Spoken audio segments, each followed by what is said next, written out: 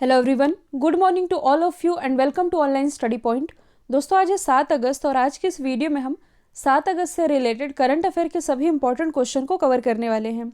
और यदि आप लोगों को इस वीडियो की पीडीएफ चाहिए तो आप हमारा मोबाइल एप्लीकेशन जो कि ऑनलाइन स्टडी पॉइंट के नाम से ही है, इसे इंस्टॉल कर सकते हैं, क्योंकि आज से जो करंट अफेयर की पीडीएफ है ये आप लोगों को टेलीग्राम में नहीं, इस मोबाइल एप्लीकेशन में मिलेगी। और इस एप्लीकेशन में daily quiz, free PDF, mock test भी अवेलेबल है। साथ ही करंट अफेयर का जो ऑडियो है ये भी आप लोगों को इसी मोबाइल एप्लीकेशन पर मिल जाया करेगा, इसलिए आप इसे फटाफट से इंस्टॉल कर लीजिए। और काफ़ी दिन से आप ऑनलाइन स्टडी पॉइंट के 6 मंथ्स करंट अफेयर की पीडीएफ का वेट कर रहे हैं, तो देखिए ये जो पीडीएफ है ये कल लॉन्च कर दी जाएगी। तो स्टार्ट करते हैं हमारा पहला क्वेश्चन। हाल ही में हिरोशिमा डे ये कब मनाया गया है? तो ये भी हाल ही में मनाया गया है, 6 अगस्त को। तो देखिए इसके पीछे की स्टोरी तो आप सभी को पता है। 6 अगस्त 1945 को सेकेंड वर्ल्ड वॉर यानी कि द्वितीय विश्व युद्ध के दौरान जो यूएसए है इसने जापान पर बैक टू बैक 2 परमाणु बम गिराए थे, जिसमें कि एक गिराया था 6 अगस्त को, दूसरा गिराया गया था 9 अगस्त को।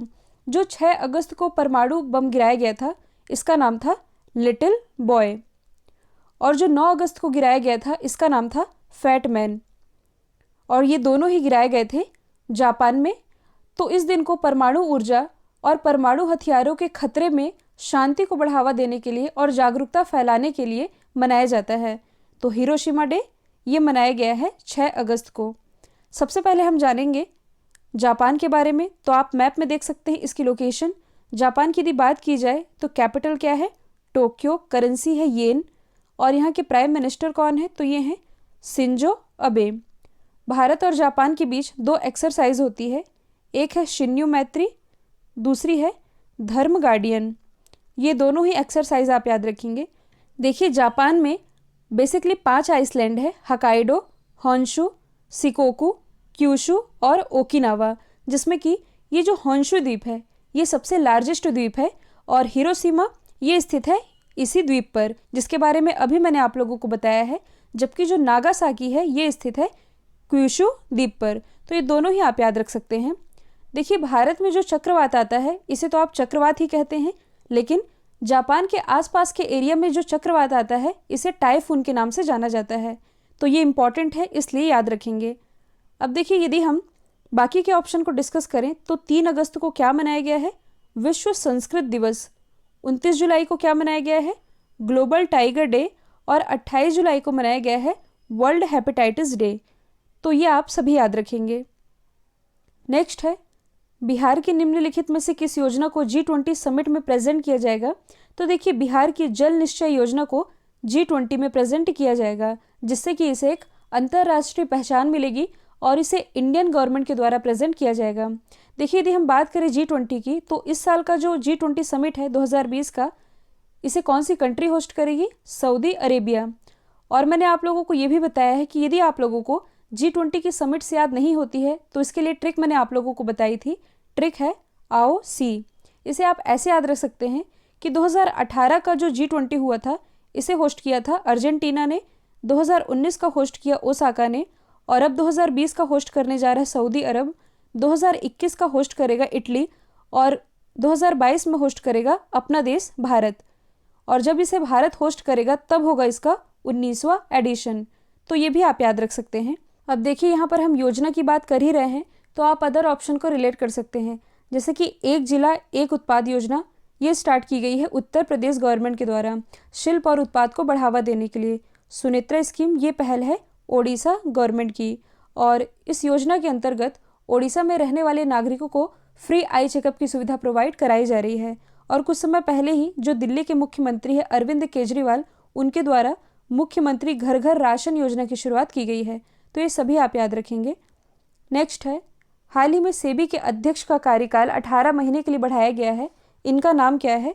तो देखिए सेबी के अध्यक्ष इनका नाम है अजय त्यागी, और इन्हीं का कार्यकाल 18 महीने के लिए एक्सटेंड कर दिया गया है। यानी कि ये रिटायर होने वाले थे 1 सितंबर 2020 को, लेकिन अब ये रिटायर होंगे 28 फरवरी 2022 को, मतलब कि 18 महीने तक इनका कार्यकाल बढ़ाया गया है। और ये 1984 बैच के रिटायर्ड IAS ऑफिसर हैं। यदि हम बात करें सेबी की, सेबी यानी कि security and exchange board of India, या इसे आप हिंदी में कह सकते हैं भारतीय प्रतिभूति और विनिमय बोर्ड। कन्फ्यूज़न होता है इसकी स्थापना को लेकर के। तो देखिए, इसकी स्थापना तो हुई थी 12 अप्रैल 1988 में, लेकिन इसे मान्यता मिली थी 1992 में। इसका हेडक्वार्टर कहाँ स्थित है? मुंबई, महाराष्ट्र में। अब देखिए, यहाँ पर सेबी की बात की जा रही है, तो इससे कुछ मिलता जुलता आप याद रख सकते हैं, नेशनल स्टॉक एक्सचेंज और बॉम्बे स्टॉक एक्सचेंज। जो गिरीश चंद्र चतुर्वेदी है, ये है नेशनल स्टॉक एक्सचेंज के अध्यक्ष। आशीष कुमार चौहान ये है बॉम्बे स्टॉक एक्सचेंज के अध्यक्ष। अच्छा, ऋषि कुमार शुक्ला कौन है? तो ये हैं सीबीआई यानी कि सेंट्रल ब्यूरो ऑफ इन्वेस्टिगेशन के महानिदेशक। देखिए, इस क्वेश्चन से दो टर्म इंपॉर्टेंट है, एक तो है सेबी, दूसरा है सीबीआई, और इन दोनों ही टर्म को आप किसी चीज़ से रिलेट करके याद रख सकते हैं। जैसे कि आप लोगों ने पिट्स इंडिया एक्ट के बारे में तो ज़रूर पढ़ा होगा। तो देखिए, जो पिट्स इंडिया एक्ट था 1784 का, इसके अंतर्गत बीओडी यानी कि बोर्ड ऑफ डायरेक्टर और बीओसी यानी कि बोर्ड ऑफ कंट्रोलर की स्थापना की गई थी। कई बार एग्जाम में पूछा जाता है कि बीओसी और बीओडी की स्थापना किस एक्ट के अंतर्गत की गई थी। तो देखिए, जो बीओडी की स्थापना की गई थी, ये व्यापार में फैले भ्रष्टाचार की जांच करने के लिए की गई थी, और बीओसी इसकी स्थापना की गई थी प्रशासन में फैले भ्रष्टाचार की जांच करने के लिए। सेम उसी तरह से बीओडी के स्थान पर आज के भारत में है सेबी, जो कि व्यापार में फैले भ्रष्टाचार की जांच करता है, और बीओसी के स्थान पर आज भारत में है सीबीआई, जो कि प्रशासनिक भ्रष्टाचार की जांच करता है। तो इसे आप कनेक्ट करके याद रख सकते हैं। नेक्स्ट है, हाल ही में किस राज्य ने तेंदुपत्ता संग्राहकों के लिए सामाजिक सुरक्षा योजना का शुभारंभ किया है? तो देखिए, इसका शुभारंभ अभी हाल ही में किया गया है छत्तीसगढ़ गवर्नमेंट के द्वारा, और इस योजना का नाम क्या है? शहीद महेंद्र कर्मा तेंदुपत्ता संघर्ष समाज सुरक्षा योजना। अच्छा, ये तेंदुपत्ता होता क्या है? तो आप सभी जानते हैं बीड़ी, तो बीड़ी बनाने के लिए इसका इस्तेमाल किया जाता है, और ये पत्ता राज्य के जो वनवासी लोग हैं जो कि जंगलों में रहते हैं, उनके द्वारा इन पत्तों को कलेक्ट किया जाता है, जिसके बाद इसे राज्य सरकार द्वारा खरीद लिया जाता है। देखिए, ये जो योजना है ये महेंद्र कर्मा के नाम पर स्टार्ट की गई है, और महेंद्र कर्मा ये कौन थे? तो ये एक प्रसिद्ध कांग्रेस नेता थे, जिन्हें बस्तर टाइगर के नाम से भी जाना जाता है। आप लोगों ने बस्तर का नाम ज़रूर सुना होगा, ये छत्तीसगढ़ का नक्सलाइड एरिया है। तो नक्सलियों के खिलाफ इनके जज्बे के लिए इन्हें जाना जाता है। बाद में नक्सलियों के द्वारा इनकी हत्या भी कर दी गई थी, और इन्हीं के नाम पर इस योजना की शुरुआत की गई है। यदि हम बात करें छत्तीसगढ़ की, तो आप मैप में देख सकते हैं इसकी लोकेशन। छत्तीसगढ़ बॉर्डर शेयर करता है मध्य प्रदेश, उत्तर प्रदेश, झारखंड, ओडिशा, आंध्र प्रदेश, तेलंगाना और महाराष्ट्र के साथ। इसकी राजधानी क्या है? रायपुर। मुख्यमंत्री हैं भूपेश बघेल, गवर्नर है अनुसुईया उइके। छत्तीसगढ़ उच्च न्यायालय के मुख्य न्यायाधीश ये हैं PR रामचंद्रन मेनन। छत्तीसगढ़ से ही रिलेटेड आप लोगों को दो जिलों का नाम याद होना चाहिए।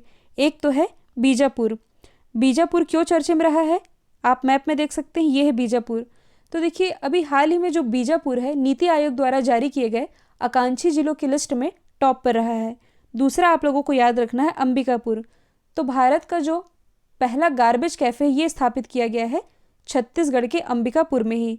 और अभी मैंने जो आप लोगों को बस्तर के बारे में बताया है, तो ये है बस्तर की लोकेशन। नेक्स्ट है, किस राज्य में थजावल गोल्फ रिजॉर्ट का वर्चुअल उद्घाटन किया गया है? तो इसका उद्घाटन किया गया है मिजोरम में। वर्चुअली उद्घाटन किया गया है, और किसके द्वारा किया गया है?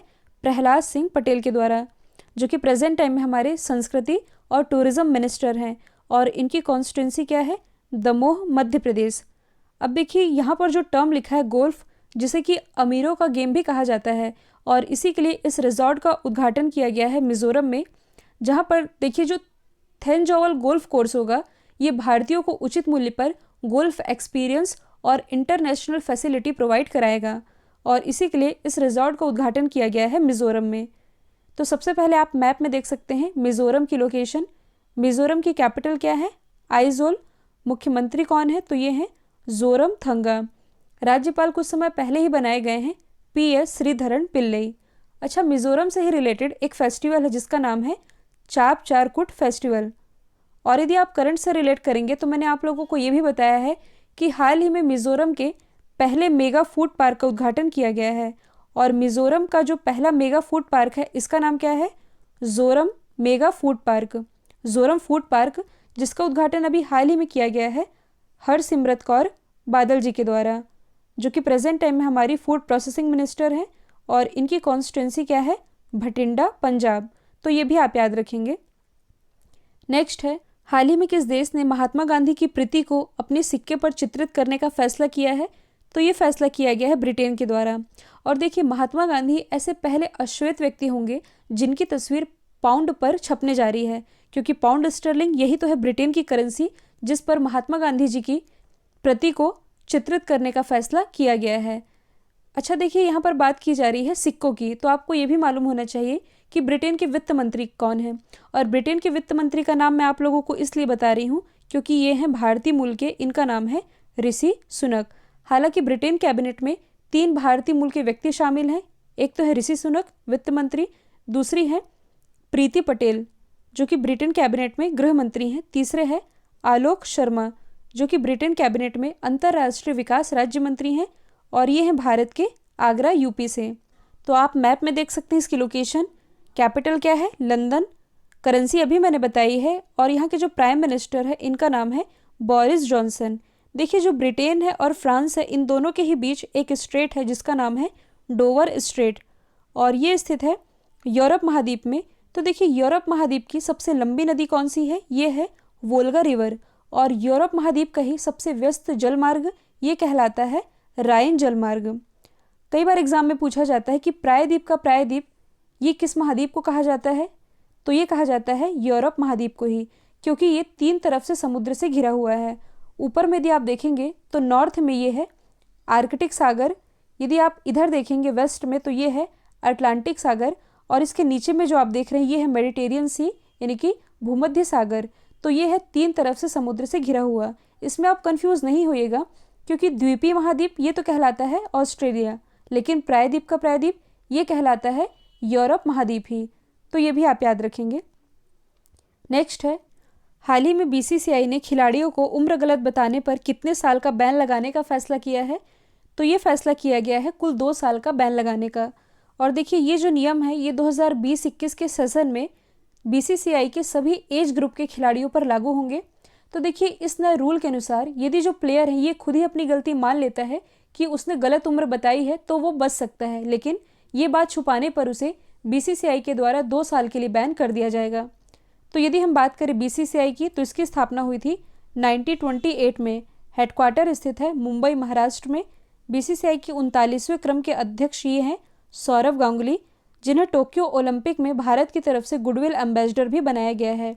और इनकी ऑटोबायोग्राफी ये है a century is not enough. BCCI के सेक्रेटरी ये हैं जय शाह, जो कि अमित शाह जी के बेटे भी हैं। तो ये भी आप याद रखेंगे। नेक्स्ट है, हाल ही में केंद्र सरकार द्वारा जारी किए गए डेटा के अनुसार जनधन बैंक खातों की संख्या कितनी हो गई है? तो ये हो गई है 40 करोड़। तो देखिए, इसका एग्जैक्ट डेटा लगभग है 40.5 करोड़ समथिंग, और प्रधानमंत्री जनधन योजना के अंतर्गत लगभग इतने अकाउंट खोले जा चुके हैं। हालांकि रिलीज किए गए डेटा के अनुसार इन बैंक खातों में 1.30 लाख करोड़ रुपए से अधिक की राशि जमा है। तो देखिए, यहाँ से इम्पोर्टेंट है प्रधानमंत्री जनधन योजना। इसकी शुरुआत की गई थी 28 अगस्त 2014 में, और प्रधानमंत्री जनधन योजना के अंतर्गत जो पहला अकाउंट है ये खोला गया था स्टेट बैंक ऑफ इंडिया में। और कहाँ खोला गया था? State bank of India, Delhi में। और देखिए, ये फैक्ट मैं आप लोगों को कैसे बता रही हूँ, तो जब मैं आप लोगों के लिए आज की करंट अफेयर का कंटेंट रेडी कर रही थी तब मैंने देखा प्रधानमंत्री जनधन योजना के बारे में, तो ऐसा मुझे धुंधला सा याद आ रहा था कि इस योजना के बारे में कुछ फैक्ट मैंने पढ़ रखा है, कई साल पहले पढ़ा था, याद नहीं आ रहा था, तो इसे मैंने एक नोट्स में लिख रखा था।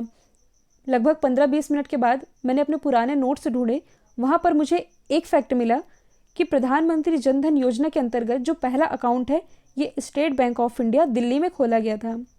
तो देखिए, ये मैं आप लोगों को इसलिए बता रही हूँ कि आप लोगों के लिए जो कंटेंट है काफ़ी सेलेक्टेड लाए जाते हैं, और अभी भी काफ़ी लोग कमेंट करते हैं कि वीडियो लंबा है। तो मैं आप लोगों को बता दूं, मेजॉरिटी तो यही चाहती है कि वीडियो लंबा हो लेकिन जानकारी ज़्यादा मिले। तो जिन्हें ये तकलीफ़ है कि वीडियो ज़्यादा लंबा हो रहा है, तो उनके लिए एक सोल्यूशन मैं आप लोगों को बता देती हूँ। देखिए, वीडियो जा रहा है मान लीजिए 18-19 मिनट का, यदि आप 10 मिनट का वीडियो चाहते हैं तो आप लोगों की समस्या को मैं और कम कर देती हूँ। जो ऑडियो है ऑनलाइन स्टडी पॉइंट का, ये है 5 मिनट का। यदि आप लोगों को समय बचाना है तो आप टाइम वेस्ट मत कीजिए, आप ये केवल ऑडियो सुन लिया करिए, जिससे कि आप लोगों का समय बच जाएगा। बाकी लोग जो ज़्यादा जानकारी चाहते हैं ये पूरा वीडियो देख सकते हैं। हाल ही में जारी किए गए आईसीसी ओडीआई रैंकिंग में पहले स्थान पर कौन रहा है? आईसीसी ओडीआई यानी कि वनडे इंटरनेशनल रैंकिंग में तो देखिए मेल कैटेगरी में टॉप पर रहे हैं विराट कोहली, दूसरे स्थान पर रहे हैं रोहित शर्मा, दोनों ही इंडिया से हैं। तीसरे स्थान पर रहे बाबर आजम जो कि बिलोंग करते हैं पाकिस्तान से, और चौथे स्थान पर रहे हैं न्यूजीलैंड के रॉस टेलर। इसी क्रम में यदि हम आईसीसी ओडीआई फीमेल रैंकिंग की बात करें तो इसमें पहले स्थान पर कौन रही हैं? स्टेफिन टेलर, और ये बिलोंग करती हैं वेस्ट इंडीज़ से। दूसरे स्थान पर रही हैं एलिसा हेली, और तीसरे स्थान पर रही हैं एलिस पेरी, ये दोनों ही बिलोंग करती हैं ऑस्ट्रेलिया से। और चौथे स्थान पर रही है भारत की स्मृति मंधाना। अब यदि हम बात करें आईसीसी की यानी कि इंटरनेशनल क्रिकेट काउंसिल की, इसकी स्थापना हुई थी 1909 में। हेडक्वार्टर स्थित है दुबई यूएई में। और देखिए जो दुबई एयरपोर्ट है ये इंडियन करेंसी को स्वीकार करने वाला विश्व का पहला एयरपोर्ट भी बना है। और इसी दुबई में जो आईपीएल होने वाला है, इस साल का आईपीएल यहीं आयोजित किया जाएगा। आईसीसी के सीईओ कौन है? तो ये हैं मनु सहानी, और कुछ समय पहले ही इसके जो चेयरमैन थे शशांक मनोहर, इन्होंने इस्तीफा दिया था, जिसके बाद से आईसीसी के चेयरमैन का जो अंतरिम चार्ज है ये संभाल रहे हैं इमरान ख्वाजा। नेक्स्ट है हाल ही में जम्मू कश्मीर के नए उपराज्यपाल कौन बने हैं? तो ये भी हाल ही में बन गए हैं मनोज सिन्हा। तो देखिए जम्मू कश्मीर के जो पूर्व उपराज्यपाल थे गिरीश चंद्र मुर्मू, तो इन्होंने आर्टिकल 370 हटाने की पहली वर्षगांठ पर इस्तीफा दे दिया है, जिससे कि तत्कालीन राज्य का यानी कि जम्मू कश्मीर का विशेष राज्य का दर्जा समाप्त हो गया है। जो गिरीश चंद्र मुर्मू जी हैं ये 1985 बैच के गुजरात कैडर के आईएएस ऑफिसर हैं। इन्होंने इस्तीफा दे दिया है और इन्हीं का स्थान लिया है मनोज सिन्हा ने। देखिए जो मनोज सिन्हा हैं ये उत्तर प्रदेश के गाजीपुर से 3 बार लोकसभा सांसद रह चुके हैं और अब यही बन गए हैं जम्मू कश्मीर के नए उपराज्यपाल। देखिए जम्मू कश्मीर में ही स्थित है चेनानी नासरी सुरंग, जिसका नाम बदल के रखा गया है श्यामा प्रसाद मुखर्जी सुरंग, जो कि जम्मू और श्रीनगर के बीच की दूरी को लगभग 31 किलोमीटर तक कम करती है।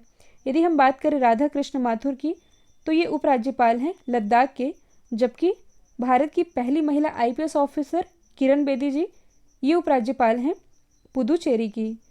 तो ये भी आप याद रखेंगे। कल मैंने आप लोगों से पूछा था हाल ही में एसबीआई जनरल इंश्योरेंस के नए एमडी सीईओ कौन बने हैं? तो ये बन गए हैं पीसी कांडपाल। अब आप लोगों के लिए आज का सवाल है हाल ही में गैबॉन की पहली महिला प्रधानमंत्री कौन बनी है? तो इसका आंसर जो भी है कमेंट बॉक्स में दीजिएगा। और देखिए चिंता मत कीजिए, मैं आप सभी के कमेंट्स रीड कर रही हूँ। जो मैंने आप लोगों को बताया था कि पूरे भारत में ब्रह्मा जी का एक ही मंदिर है और एक मंदिर क्यों है, इसका आंसर मैं आप लोगों को कल दूंगी। आज इसलिए नहीं बता रही हूँ क्योंकि मुझे लगता है वीडियो ऑलरेडी बहुत लंबा हो चुका है, तो इसका आंसर मैं आप लोगों को कल दे दूंगी। तो यदि वीडियो पसंद आया है तो लाइक शेयर सब्सक्राइब करना बिल्कुल मत भूलिएगा। तो आज के लिए इतना ही। Thank you so much.